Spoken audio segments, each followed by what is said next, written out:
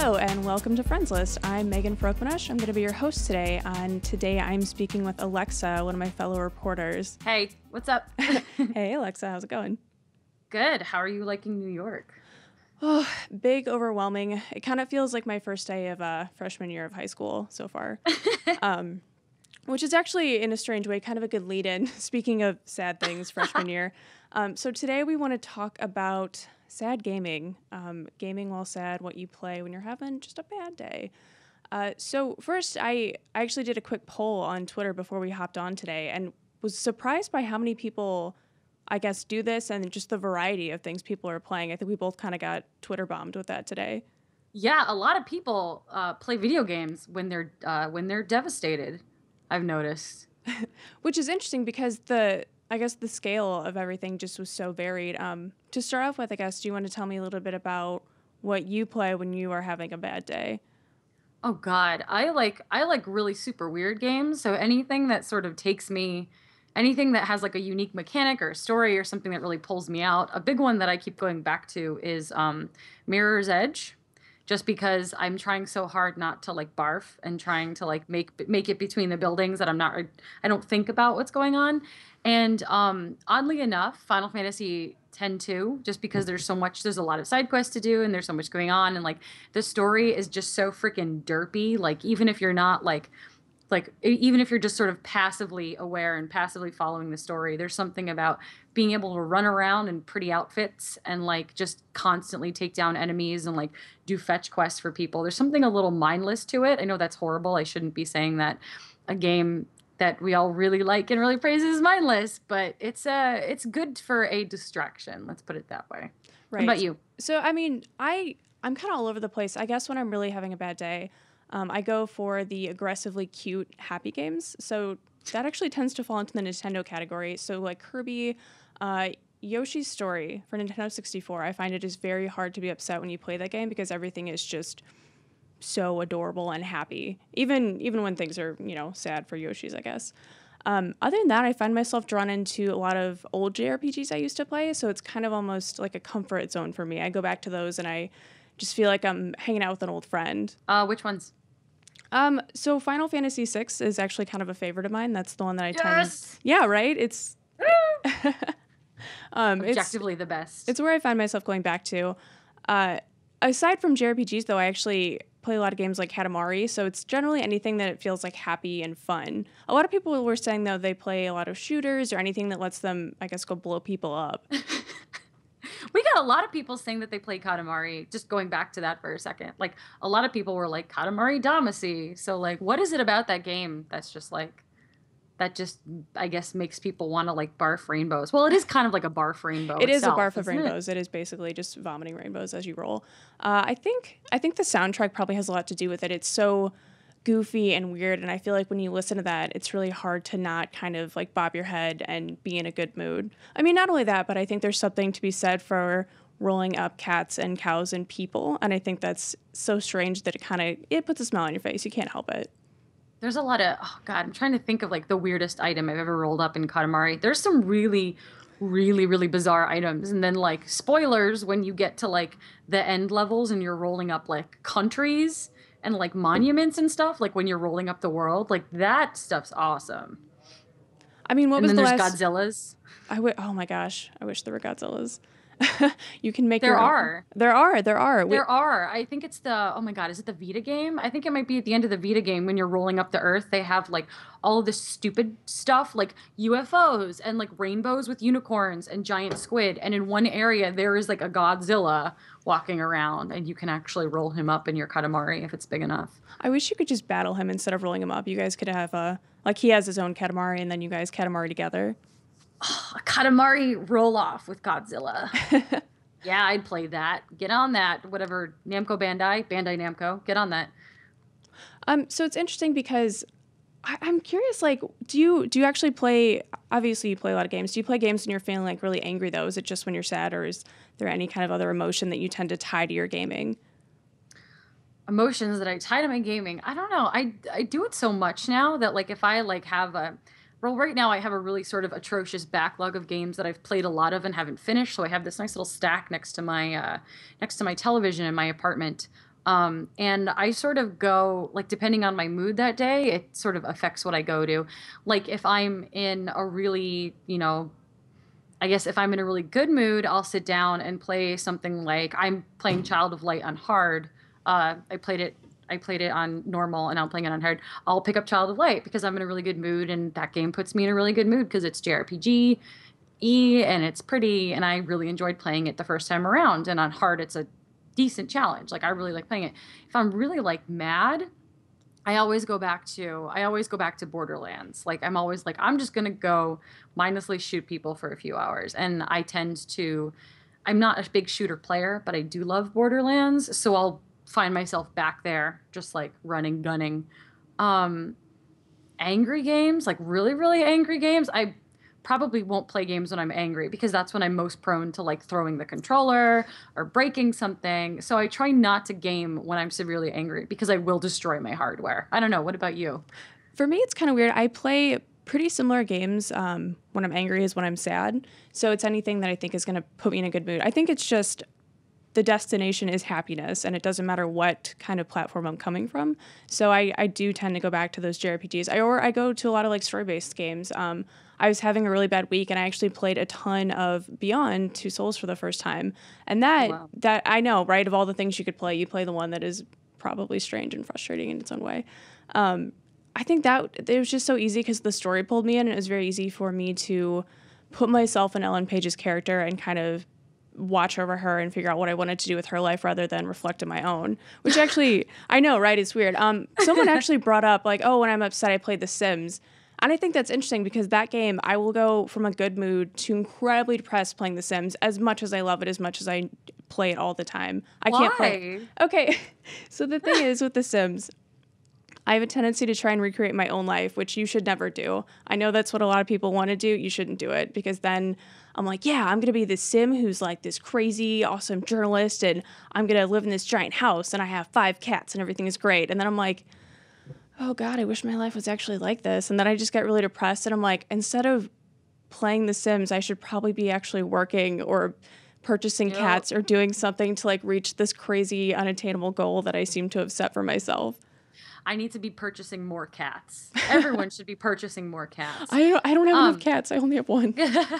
Something that a lot of people notice, I noticed when we tweeted that out, people say Earthbound. Oh, Earthbound interesting. was a really, really popular response. And like, I don't know, I know that Earthbound is sort of like it's a very classic story and it's a very classic game and it's very immersive. But like, you've played, right? It's been a long time since I played, but I played it pretty young. I'd say probably like 6 or 7. So, of course, I Aw. didn't understand a ton of it. I was just like, wow, this game is so cool. I can't read that well. But like Earthbound is also like I wouldn't say it's the most like uplifting, joyous of games. So No, not I at don't know, all. why do you think that is? I guess spoilers if you for some reason haven't played Earthbound. I guess at the end when you kind of draw everybody together and it's going through all the friends you've made throughout the game and everyone you've met and everything you've done, I guess that can be really uplifting. I do know when I played Earthbound, I played you get that song like you slowly build it up as you go. I played that song a ton and for some reason found that really soothing and comforting. What is it? We also got a couple people said Fez Fez. as well. I could see that. I think that one has a pretty good soundtrack, and I think that it's challenging enough to kind of take your mind off anything except Fez. It's got all those bright colors, too, to distract you. It's bright and it's distracting and like something about like Gomez is just so freaking adorable. Like let's talk about games with like adorable freaking protagonists cuz like you can't not just be like when you've got this little like white guy in a fez like jumping around on your screen. Most adorable video game protagonists go. Ooh, that's tough. Um, I think I'm gonna have to go with like a super lame Nintendo one. I just think Kirby is like the cutest thing ever. He's my Kirby. favorite. He's just a big pink blob that eats things. It's so ridiculous.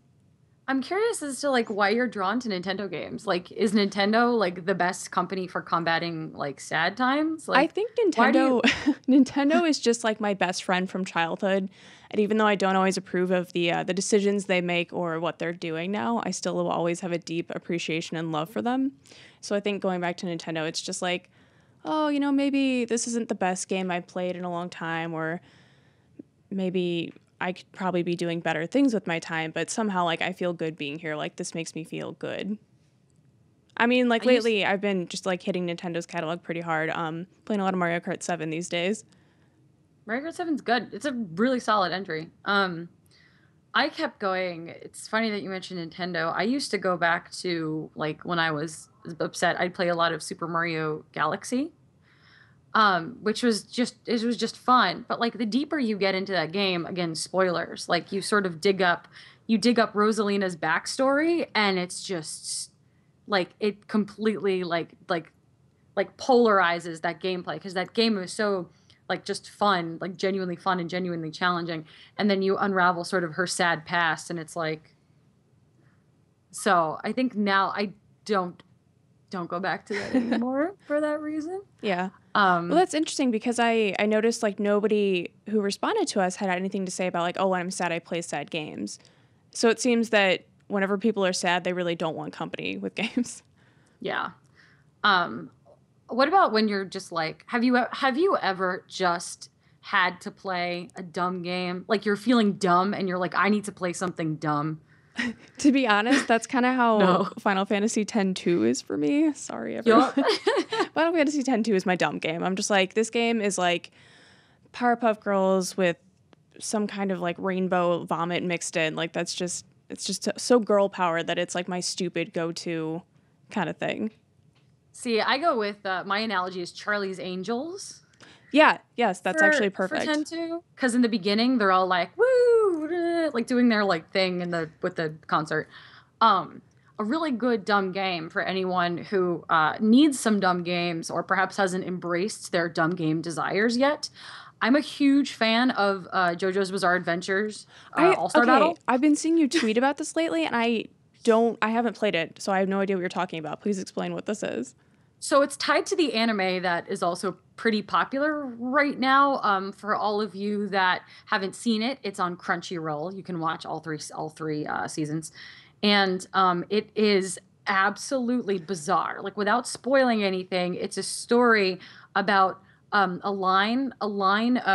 family line that fights vampires. But it's more than that. Like that's oversimplifying the entire series. It's just bizarre, hence Bizarre Adventure. It's some things are really dumb. Some things are like all of the villains are named after popular like rock bands. Like there's a character called Robert E.O. Speedwagon, like REO Speedwagon. That's amazing. AC/DC, Wham, Cars. They're all it's that's like its staple.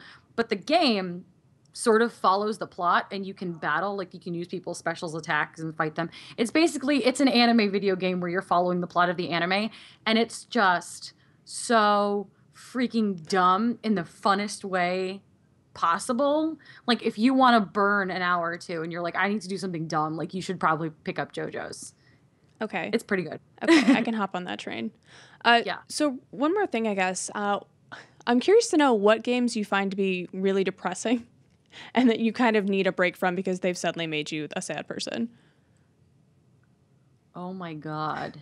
I mean, I've got mine in mind, and it's just forever the game that like depresses me to no end. I have to take some time to myself after playing. You go first. Okay, so The Walking Dead, of course, is just the most depressing thing you can play, especially if you're in a bad mood. I mean, after every episode, I generally have to take about a week to recover because everything that happens is so emotionally scarring. There's never anything good that really happens. It's like, oh, that was an okay thing, I guess. And then, horrible things happens to the characters you love. It's just, I mean, Telltale's going to do a great job with Game of Thrones because it's going to be basically the same thing. Oh God. You just made me think of it and now it hurts. Like they've got that formula down. Telltale plus George R.R. Martin, everyone go get yourself a bottle of Xanax and a box of tissues because you're going to need it. There's not enough Nintendo in the world to help that. No. I wouldn't say, going along with the Telltale's games, I wouldn't say that there's any game that just I don't want to say it like depresses me, but it always leaves me like the latest episode of The Walking Dead came out last week. Don't worry, anyone. I'm not going to say anything. Came out mid last week. And like afterwards, like horrible things happened and it was crazy and Telltale and whatever. And The Last Wolf Among Us came out a couple weeks ago and crazy things happened and it was terrible and whatever. And like after I play those games, I'm incapable of doing doing anything else. Like I played the game at like 6 in the evening. I like came home from work and I immediately sat down and was like, I'm gonna play this and then I'm gonna make dinner. And I played it and I was physically incapable of like cooking. I ended up like ordering out and like sitting on the couch for the rest of the night. Like I can't take in any other media. Like I can't watch anything. I can't read anything. I don't want to do anything because it's sort of this big emotional like wave without release. So you're sort of stuck in that like weird limbo position. So when a new episode of a Telltale game comes out, I know I have to clear my schedule or play it right at the end of the day, like right before I go to bed. But I've done that before and then I don't sleep. I don't know. It's a vicious, amazing cycle that I will continue to abuse. Yeah. All right. I think that's going to go ahead and wrap things for us. So everyone, thank you for joining us. If you enjoy watching this, you can always catch us every weekday at 4 o'clock. You can also find us on YouTube. You can subscribe on iTunes if you want to hang out with your iPod and us. So yeah, thank you, Alexa, for joining me. And thanks, everyone. Thanks for having me. All right. Bye-bye.